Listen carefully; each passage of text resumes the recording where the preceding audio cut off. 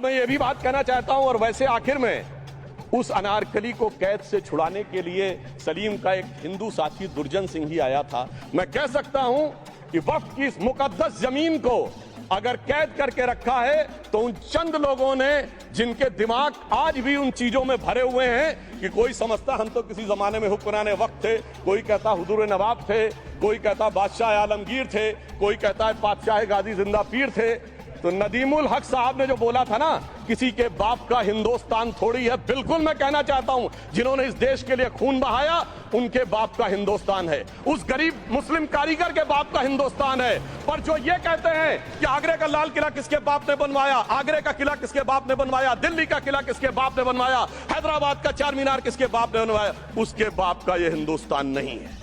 और उसके बाद भी जो आप करना चाहते हैं, अगर इस रास्ते में आप कांटे बिछाना चाहते हैं तो उनके लिए एक लाइन कहना चाहता हूं, सभापति महोदय, तेरी तमन्ना है पर हम खार न बोने देंगे, खार कांटों को कहते हैं, तेरी तमन्ना है पर हम खार न बोने देंगे, तुझे हम राह की दीवार न होने देंगे, तू सबको रौंद कर आगे जो निकलना चाहे हम तेरी इतनी भी रफ्तार न होने देंगे। और इसीलिए हमारी सरकार ने इस विषय के ऊपर एक सही और सटीक प्रयोग करने का प्रयास किया है। मैं दूसरी बात यह भी बताना चाहता हूं, हमारे डीएमके के तिरुचि शिवाजी ने अनायास अकारण यह बात बोली थी कि उस समय जब जिन्ना का उल्लेख करते हुए उन्होंने कहा कि पार्टीशन के समय, तो मैं उनके सुलभ संज्ञान के लिए बता देता हूं, 1946 की कॉन्स्टिट्यूएंट असेंबली में मद्रास प्रेसिडेंसी में 30 आउट ऑफ 30 सीट जो थी वो मुस्लिम लीग ने जीती थी विद 95% ऑफ वोट, और एक भी मुस्लिम वहां के बाद बाहर नहीं गया।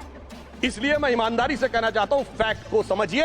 और जो मद्रास प्रेसिडेंसी के मुस्लिम लीग के अध्यक्ष थे और पीजे पोकर साहब बहादुर और मोहम्मद इस्माइल, वही बाद में इंडियन यूनियन मुस्लिम लीग के अध्यक्ष बने, और उन्होंने 28 अगस्त 1947 को सेपरेट इलेक्टोरेट मांगे, जो कोई जाके कॉन्स्टिट्यूएंट असेंबली की डिबेट में पार्लियामेंट किया। आप वेबसाइट पे पेज नंबर 270 पे जाके पढ़ लीजिएगा। सरदार पटेल ने बड़े गुस्से में इस बात को कहा, अब जो हो गया सो हो गया, एक रात में दिल नहीं बदल गया, मगर अब देश के लिए कैसे आगे बढ़ना है उसके लिए ईमानदारी से आगे आओ। और खैर मैं अंबेडकर जी और पटेल जी के बहुत सारे वो कोट कर सकता हूं, सारी बातों को छोड़िए, मगर अफसोस की बात यह है सर कि अभी मनोज झा जी ने बोला था हम में से कोई शक है, कोई गुण है और ये करिए। अरे भैया जमाने चले गए, अब जेनेटिक सीक्वेंसिंग का जमाना आ गया है, और जेनेटिक सीक्वेंसिंग ने क्या प्रूव किया है, दुनिया के सबसे बड़े मुस्लिम देश इंडोनेशिया के राष्ट्रपति आए थे और राष्ट्रपति भवन में उन्होंने डिनर के दौरान कहा कि few weeks back I got my genetic sequencing done and I was told that I'm an Indian GDN। अरे साहब कहां गुलामी की मानसिकता में पड़े हुए हैं सभापति महोदय।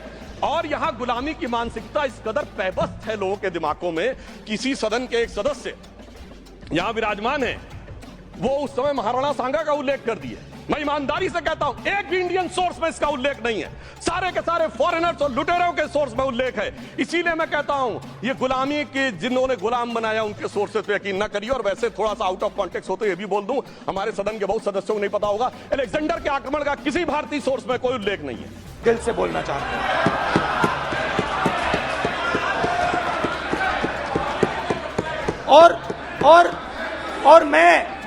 और मैं आज आप लोगों पर इतना आक्रमण नहीं करूंगा, मतलब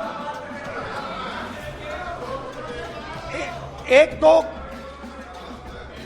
दो गोले जरूर मारूंगा मगर इतना नहीं मारूंगा, तो आप रिलैक्स कर सकते हैं। डरिए मत।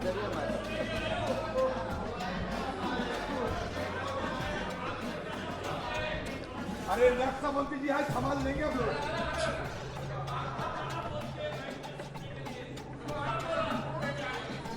पिछले साल